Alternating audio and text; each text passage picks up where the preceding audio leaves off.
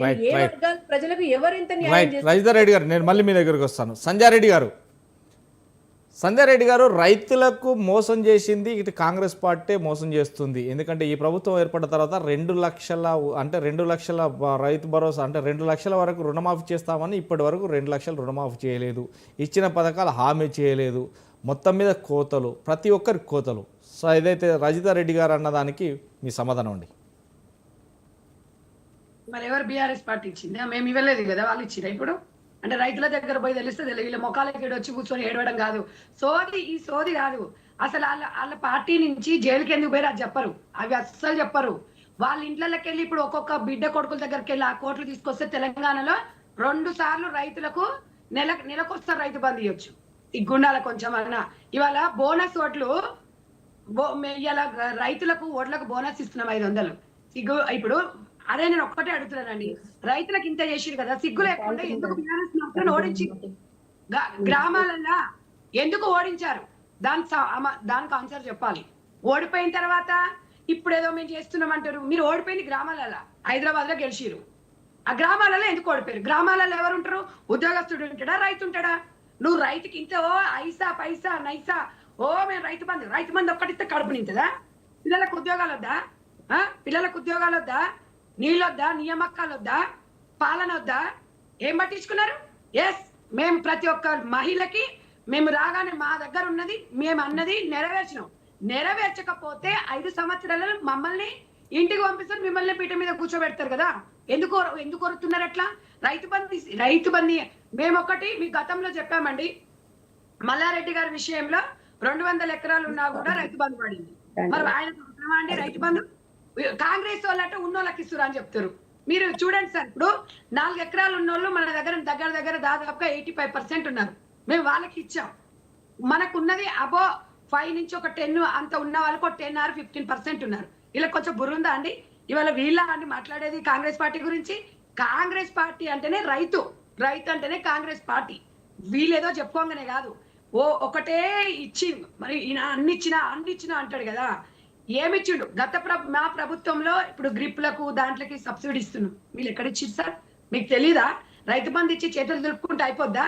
నేను అనేది ఏంది, కాళేశ్వరం ప్రాజెక్ట్ లో నీళ్ళు వస్తున్నాయి, ఆడ పోతే తంతరాడ. ఆ మాటలు మనం మాట్లాడితే సిగ్గుండాలి. ఆడ కాళేశ్వరం ప్రాజెక్టు 30,000 కోట్లు 1,00,000 కోట్లు ఎందుకు చేసిరనేగా ఎలిగేషన్ వచ్చి ఇప్పుడు కేసీఆర్ మీద. మరి అది చెప్పుకోరు. మేము అది కట్టినాం. ఎట్లా? ఇప్పుడు కాంగ్రెస్ పార్టీ 30,000 కోట్లు పెట్టి కట్టింది. మరి మీరు ఎందుకు దాన్ని 1,00,000 కోట్లు పెంచిందనే సమాధానం చెప్పరు. చిల్లర రాజకీయాలు మాట్లాడతారు. రేవంత్ రెడ్డి గారి భాషనట. కేసీఆర్ ఇప్పుడు హరీష్ రావు కట్ట సినిమా టైటిల్లో మాట్లాడితే అర్థమవుతుందంట. అందుకని మీకు తగిన మొగుడు ఎవడంటే రేవంత్ రెడ్డి భాషనే కరెక్ట్.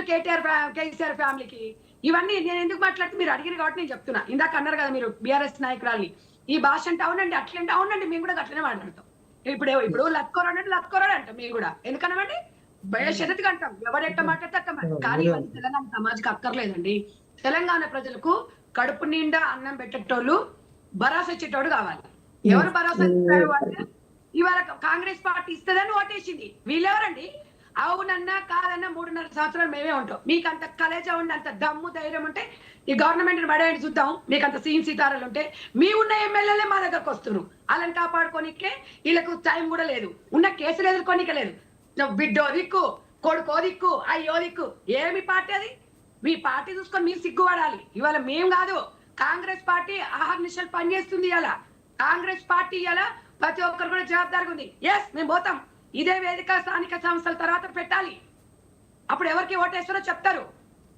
ఒక్కటి గుర్తుపెట్టుకోండి, రైతులకు ఏది ఉన్నా కూడా ప్రతి విషయంలో 100% మేము చేసాం. స్కూటీలు తులం బంగారం నువ్వు నేను కలలు కన్నామా? బీఆర్ఎస్ పార్టీ కాంగ్రెస్ పార్టీ కలలు కన్నదా 1,00,000 రూపాయలు అవుతుందని? ఇవాళ ఎవరికి కళ్యాణ లక్ష్యం పథకాలు ఇస్తలేం? నెల లోపల పోయి చెక్ చేసుకోండి. ఎవడో ఒక్కడికి రాకపోతే రాలేదంట. ఇచ్చేది ఇస్తాం 100%. సీఎం పంచుతున్నాం. ఏదో చెప్పుకోగానే నోరుంది కదా అని చెప్పుకోగానే గురికించ నేను ఎర్రగున్నా అనుకుంటే కాదాడ ఇష్టం వచ్చినాడు. ఇవాళ సన్న బియ్యం అన్నంని ఇవాళ సన్న బియ్యం ఊర్లలో పోయి చూడండి సార్, వాళ్ళ ముఖంలో ఆనందం చూడండి. కేసీఆర్ ఇంత చేసిన అన్నాడు. ఎందుకు మీరు మీడియా ముందు మాట్లాడలేరు?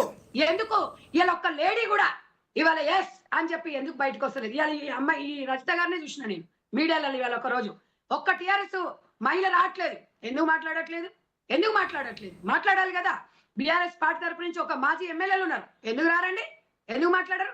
మా వాళ్ళు అధికారం లేకపోయినా వచ్చి మాట్లాడారు. టీవీలలో మీరు వెతుకుంటారండి, బీఆర్ఎస్ నుంచి ఎవరు వస్తున్నారు? ఇంకా మయ్యం మీకు ఆమె దొరికింది, ఇంకెవరు దొరకట్లేదు.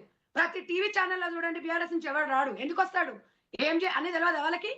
దాదాగిరి చేసి గూండాగిరి చేసి కాంగ్రెస్ ఏం చేసలేదని టీవీ ముందర కూర్చొని అనగానే ఊరికనే కూర్చుంటామా? నేను ఇంకొకటి అడుగుతున్నాను సార్, మీరు విద్యుత్ అన్నారు, మేము అది చేసినామన్నారు కదా. ఒక కాంగ్రెస్ గవర్నమెంట్ ఉన్నప్పుడు 2 నుంచి 3 రూపాయలు 4 రూపాయలు యూనిట్ ఉంటే బీఆర్ఎస్ ప్రభుత్వం వచ్చిన తర్వాత 13 రూపాయలు యూనిట్ చేసింది. 80,000 కోట్ల అప్పు ఉంది. ఫస్ట్ అసెంబ్లీలో ప్రవేశపెట్టిందే జగదీష్ రెడ్డి గారి మీద. ఇవన్నీ కళ్ళు కనిపించట్లేదు వీళ్ళకి. ఇన్ని చేసి మేము ఏం చేయలేదు. రైతు బంధు ఒక్కటి పట్టుకుంటారండి. ఎందుకంటే మేము అందరికి ఇచ్చినాం. మీకు అందరికి రైతు బంధు ఎవరికి ఇస్తాం సార్? మనం ఏమైనా హైటెక్ సిటీలో సాఫ్ట్వేర్లకు ఇస్తామా? కాదు కదా, రైతులకు కదా. ఆ రైతు ఎందుకు కర్రు కాల్చి వాత పెట్టిండు? మీకు దానికి ఆన్సర్ చెప్పు.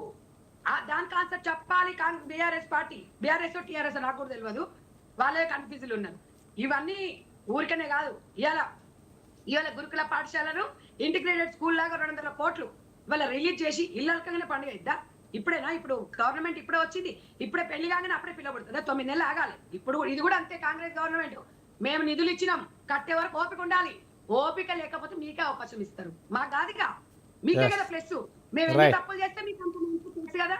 ఏదో చించుకోవడం కాదు, చించుకోవడం ఉన్న వాస్తవాలు. 4 రోజులు అయితే ఎవడు జైలు ఉంటాడు, ఎవడేం చేసిండు, ఎవడైనా అవినీతులు చేసిరు, మీ నాయకుడు ఎవరు అనేది కరెక్ట్ చెప్పండి. మీ నాయకుడు కేటీఆరా కేసీఆరా?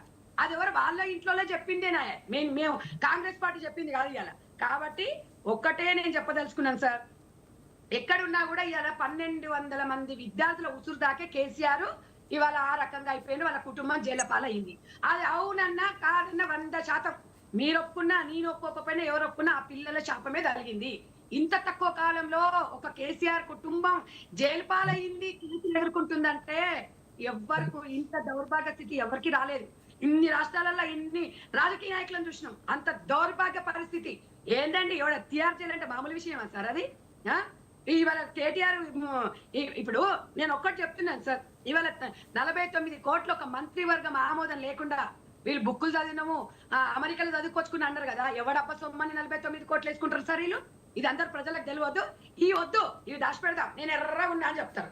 మేము మంచిగా చేసినామండి, మేము తెల్లగా చేసినాం, అందుకే మేము ఓడిపోయినామండి అని చెప్తారు. గది చెప్పుకోండి. ఈ కార్ దీంట్లో కేటీఆర్ గారు 49 కోట్లు ఎక్కడ ఎవడప్ప సొమ్మది?